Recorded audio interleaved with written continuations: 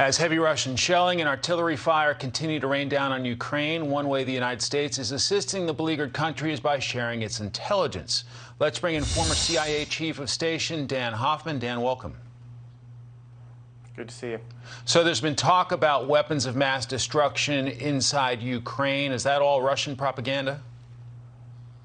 Yeah, the Kremlin propaganda machine has been spewing a lot of disinformation about Ukraine having chemical, biological, and nuclear weapons, and nothing could be farther from the truth. All of that was refuted last week during a U.S. intelligence community testimony in front of the Senate. Russia does have those weapons, and they've used them before. Vladimir Putin used that banned chemical nerve agent, Novichok, to try to kill his opposition figure, Alexei Navalny. He's used polonium-210. He turned his FSB defector Litvinenko in 2006 into a human dirty bomb. And as Russia's military is increasingly bogged down, as you and General Kellogg just described, Vladimir Putin has grown more risk-tolerant, and there has to be a legitimate concern, as unlikely as it might be, that Russia would resort to using some weapons of mass destruction in Ukraine, as horrific as that might sound to all of us. Dan, from your experience, what kind of things would U.S. intelligence be doing right now to help Ukraine in this fight? So the U.S. intelligence community is on a full court press here, collecting tactical intelligence on Russian military movements, on threats to President Zelensky. He's reportedly faced down at least 3 of those, detected those threats, and then preempted them before they could materialize and cause him harm. The U.S. intelligence community has to be focused on Russian Ministry of Defense and their forward deployed units, the nuclear weapons and chemical weapons. We know the chain of command, and we're focused, I'm sure the U.S. intelligence community very focused on collecting information about plans and intentions of the Russians to use that. And then the follow-up is for President Biden and his team to message the Russians publicly, and then for Department of Defense to contact their counterparts. There's a lot of interaction between U.S. military and Russian military to wave them off. This is Vladimir Putin's war, and it's important to remind the Russian military that they can stop these horrific attacks on Ukrainian civilians and not have to pay the price for doing it.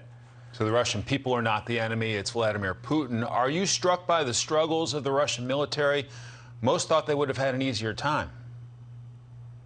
Yeah, so after Russia's invasion of Georgia in 2008, they drew a lot of lessons about hybrid warfare and embarked on at least what they thought was a modernization program, but it hasn't really gone that well. Reminds me of the words of former Prime Minister Chernomyrdin, who used to say that "Хотелось как лучше, но получилось как всегда." You want everything to be better, but it kind of happens to be the same every time.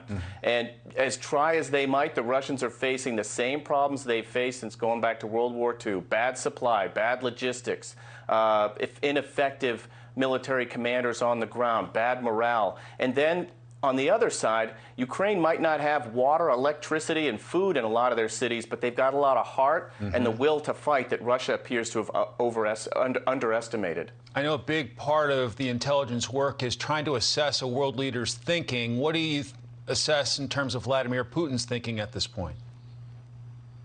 All indications are that Vladimir Putin is just escalating, not to de-escalate, but just escalating. He doesn't see any off-ramps. He's just barreling down those Ukrainian highways and raining down hell on Ukrainian civilians in the process. But still, I'm reminded of a story that Vladimir Putin used to tell when he was a child, and he confronted a rat and cornered the rat. The rat went out and bit him, and Putin was the one who had to run away.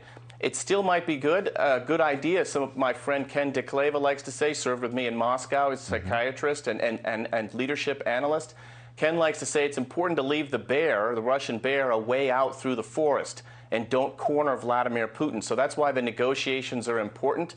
How we deal with Vladimir Putin's status as a war criminal is a separate matter, but having a way out is probably a good idea. Former CIA Station Chief Dan Hoffman, thanks so much. Thank you.